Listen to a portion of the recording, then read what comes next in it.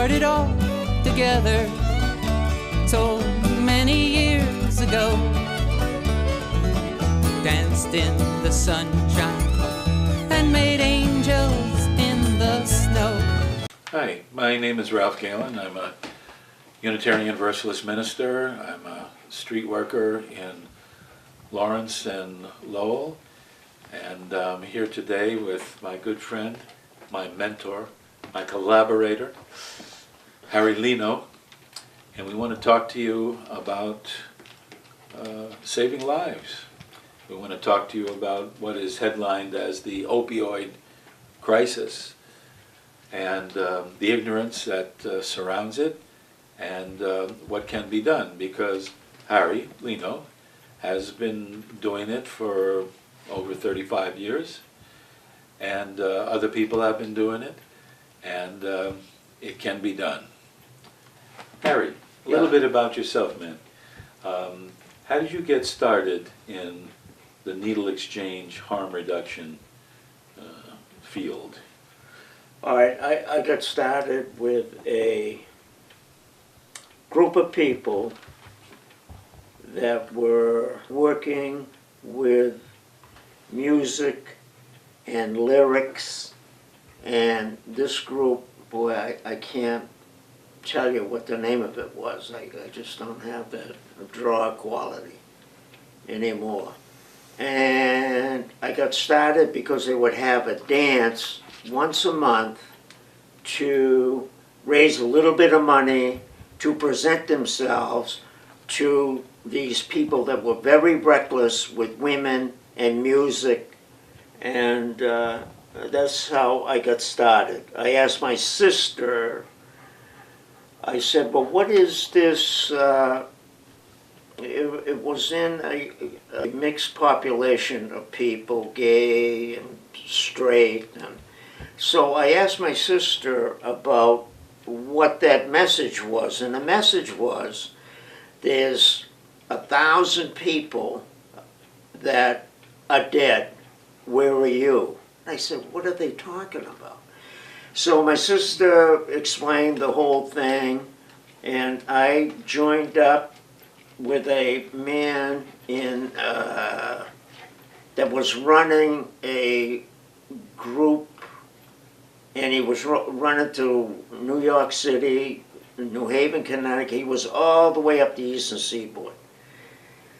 And we began doing needle exchange, and at that time I was driving these 3 people that were with me from Yale. Wow, okay. And so we'd go to Yale, a storefront that was there, and they had meetings with AA and drug addiction and all of this. So we'd lay on our sleeping bags, and after we did needle exchange in New Haven, I was shocked at the condition of just walking 1 block and seeing these people that nobody was taking care of them, and they were just always screaming for product, and clean product also, not just the product.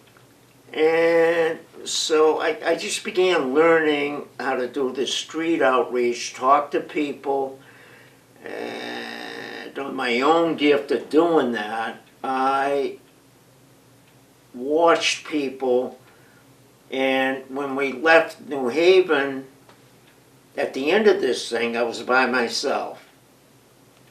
Nobody wanted to go and spend Friday night and all day Saturday and then go back home. So I hung in there for a period of time, and then they got stronger in needle exchange, and I left them, and I said to myself, I can go to my home base and start working with those people that were in Boston. So my beginning was to save lives and to put more focus on people to look into what's happening here. People are dying. I would go to do deliveries, and I would go to my my stand in Lynn.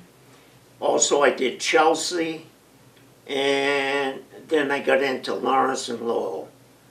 And by that, I kept on pushing. I lost a car. The state police took a car away from me. I mean, you pay a penalty for something that you really want to do most of the time.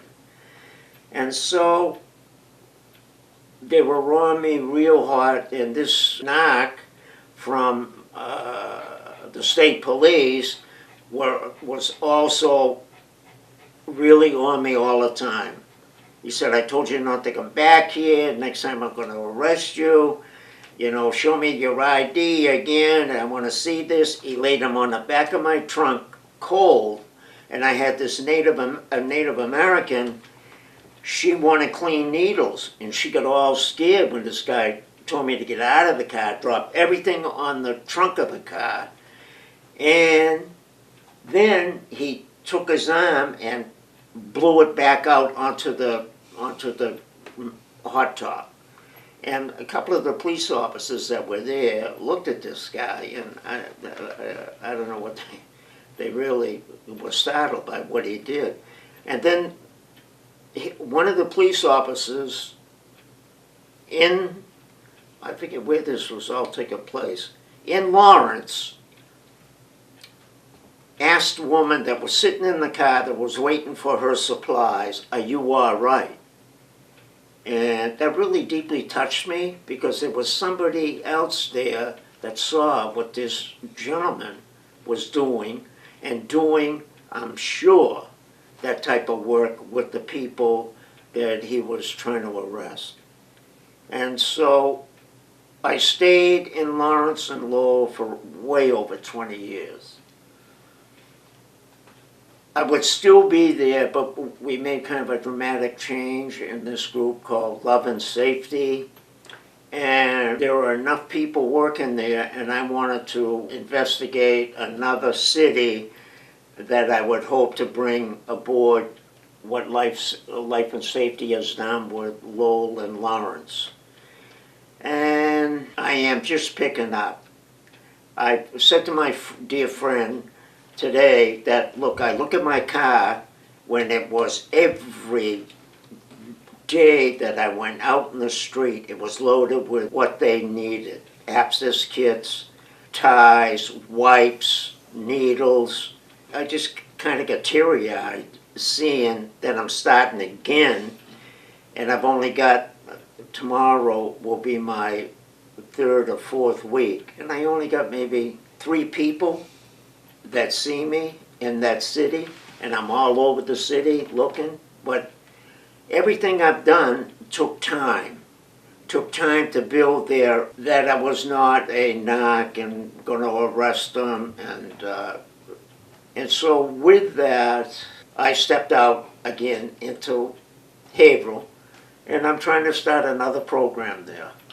I wonder if we could break down what you said. You said a lot there. So you started over 35 years ago at a time when it was very dangerous for a person to be going around with what?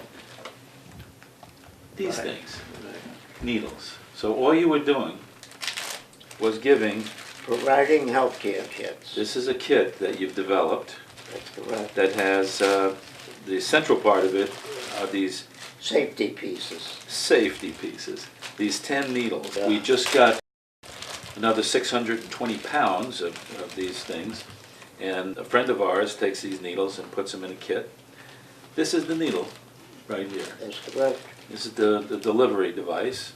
It's got a tip on it right there, and the object is to have a person use a clean needle every time they inject themselves, and not to share this needle with anybody else.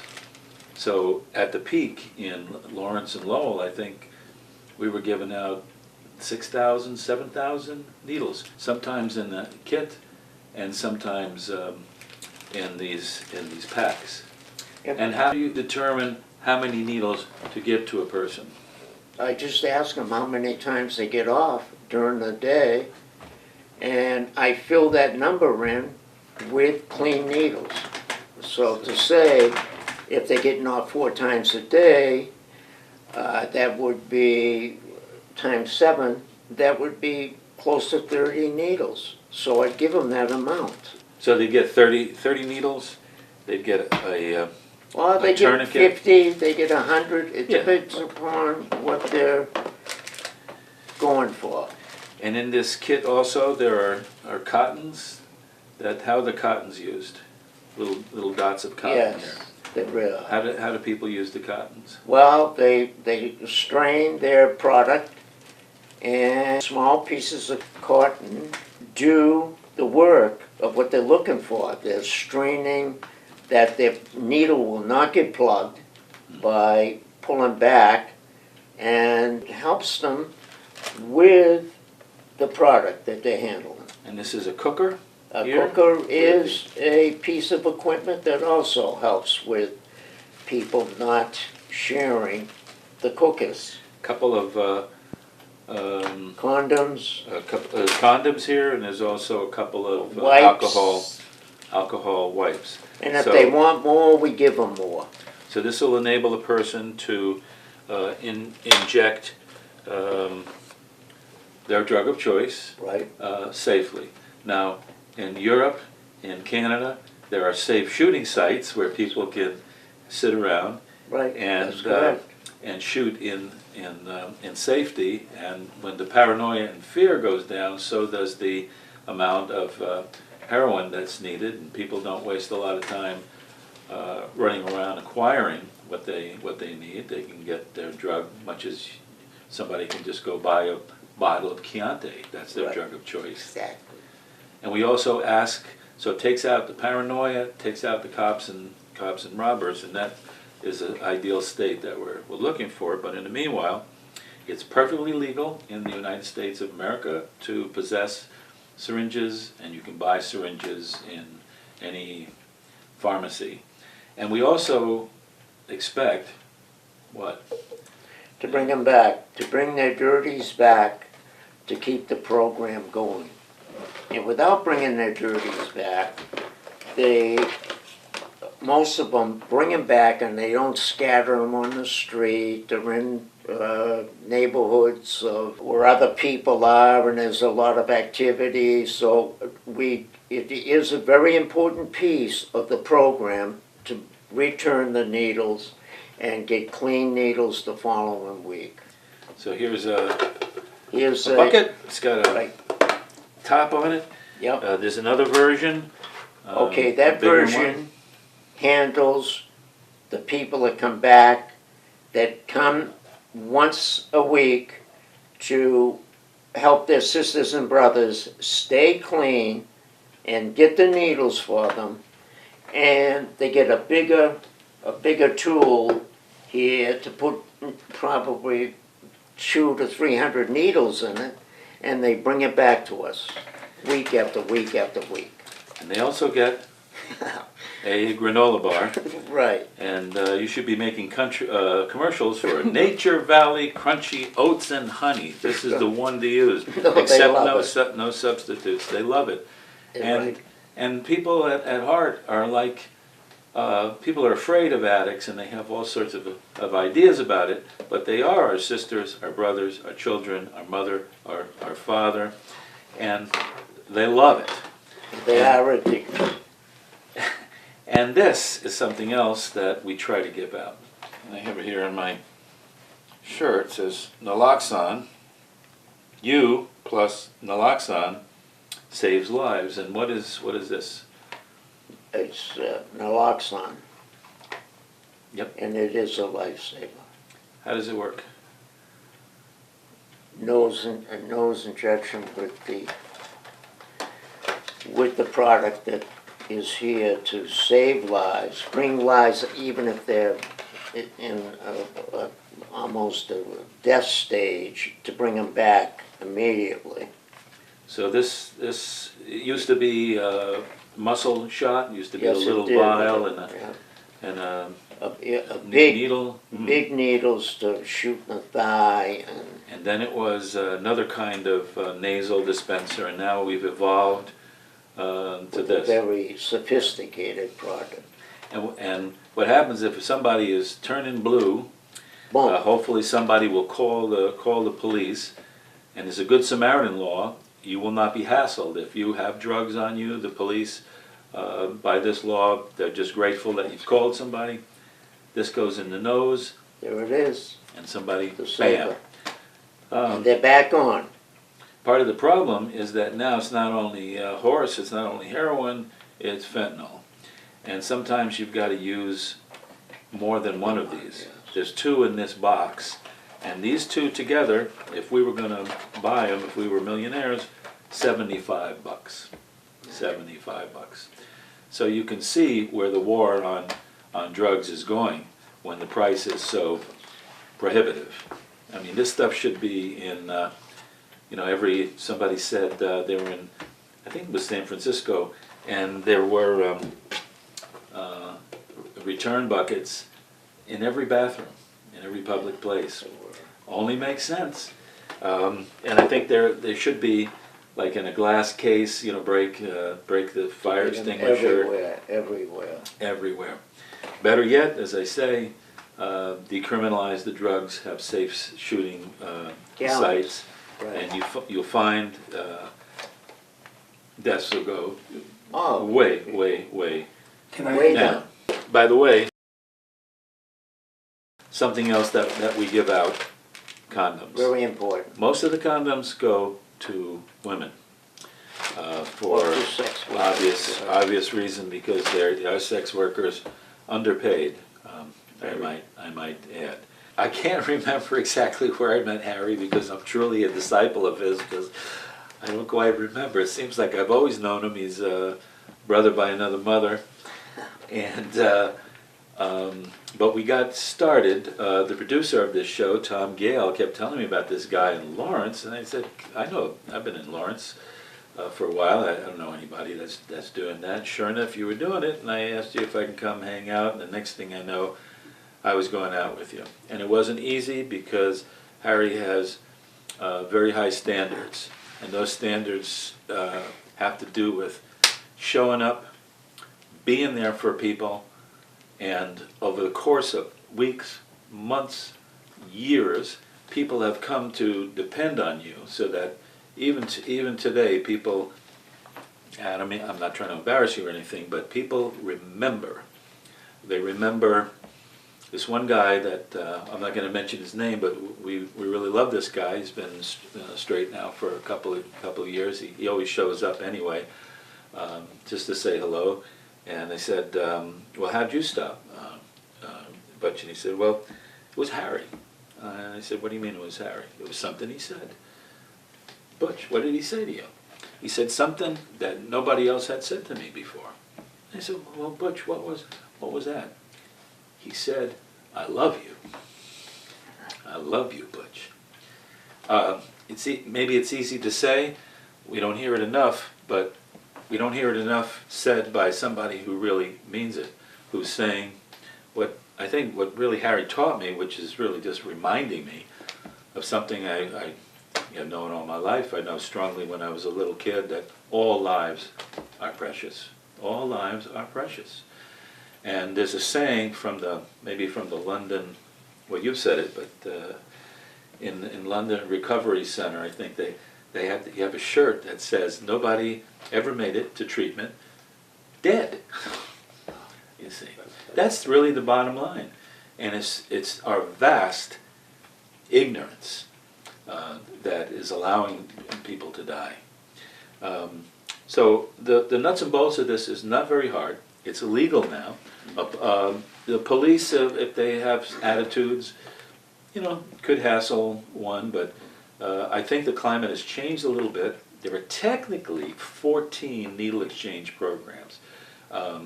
And so technically it's not underground, but I'd like to say what you taught me, it's got to be on the ground. People don't really want to go to a health clinic. They're reluctant to do that. And they're reluctant to go to a police station to return needles or drugs. It's the contact that's being made. And you're doing this now in Haverhill. Again, on the ground, from the ground up, winning winning the trust, establishing the trust of people who are pretty skittish, Yes, let's say. But you're going out there and you're hoping to do the same thing for even a few hours a week, and possibly give out thousands of needles and collect thousands of needles, which is how we're going to stop the deaths by overdose, by abscesses. I didn't show you the abscess kit, but people living on the street, they're living under a bridge, they're living on the tracks, and these people haven't disappeared. In Lawrence, even though they were kicked out from the bridge, they're still there. Here's an abscess kit, because if people keep using the same needles, they're going to develop an abscess. And in fact, junkies like abscesses because it's you easy can to- shoot in there. It's the irony of it. But you can lose a limb and you can lose a life through that. So there's 14 towns. Haverhill is 15. Only 341 more to go. Well, we're just scratching the surface here. But what do you want to say in close, Harry? Well, I like to say that people are now paying attention. I think the pharmaceuticals should step up like the oil companies that spill oil and pay fines. I like to see them de-escalate what anybody wants to do, let them do it, and I'm sure it would free up a lot of people to be able to sit back and do what I want to do. And I think that we should have more safety units. We don't have any that I know of. And the tragedy of that is these people are dying because they don't have any other people to lean on except their shooting brothers. And I think that they need training. I think that we need safety nets over these people. Take for instance, let me give you one more shot about how reckless we are. You go into a lounge or a bar room and they have a bouncer, they have a provider to bring you the alcohol that you need, a bar person, and they have a delivery person to bring it to a table. Unfortunately, that is accepted, but somebody going in to a bar or to a restaurant and pull out a needle and shoot up, whereby these people are in comfort that are using the alcohol, and these other people over here that are shooting in their arms is totally different, and people don't want to be around that. People can lay on a grate in the winter, an alcoholic, and people will step over them and they will not punish them. But you take an addict that's using every day, that's sloppy dressing, that smells a little, living out in the wild, please. I mean, why are we doing this to people? We are killing people. We are not putting real money into this, or if we put real money into this, people are grabbing it here, grabbing it there. For what reason? I would hope that they would be using this to provide a safe life for these people that are people that have addictions. So my point being is, I would wish that people would open up shooting galleries, be kinder to people that are using, eliminate any substance that can be eliminated, eliminate it all, shut it all down, and let these people get what they want.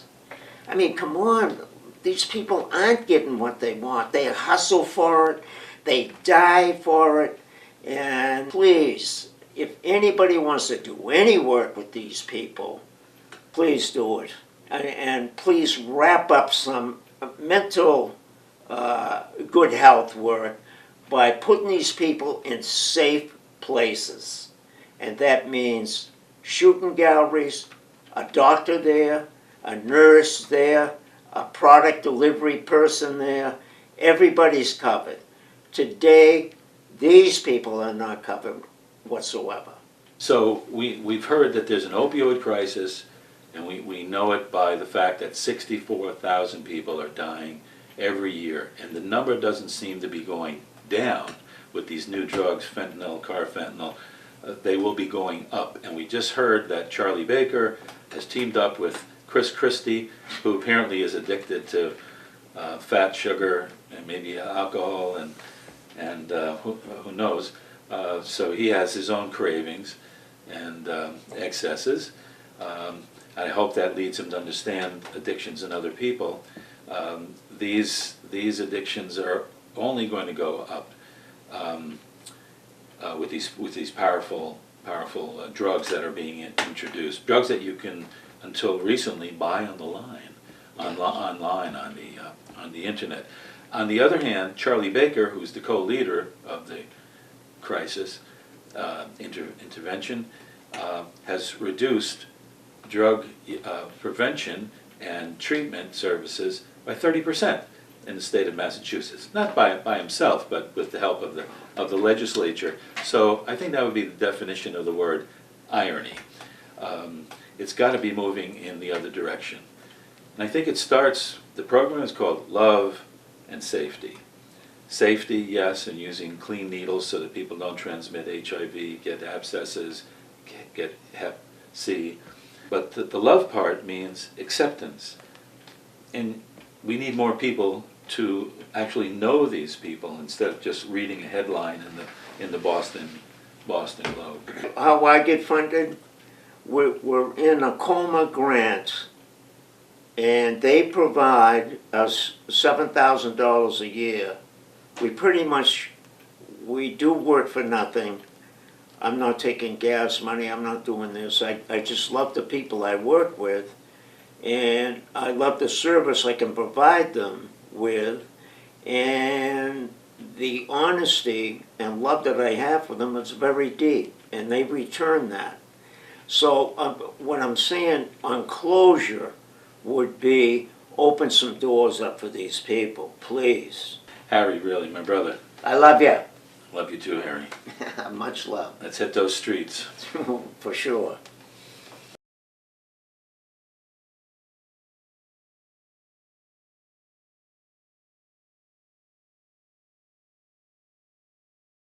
And I'm happy you are you, my friend, and I'm awfully glad that I'm me. I love you for who you are, and friends will always be. We've traveled different paths, my friend, along life's winding journey. Yet I have always been with you, as you have been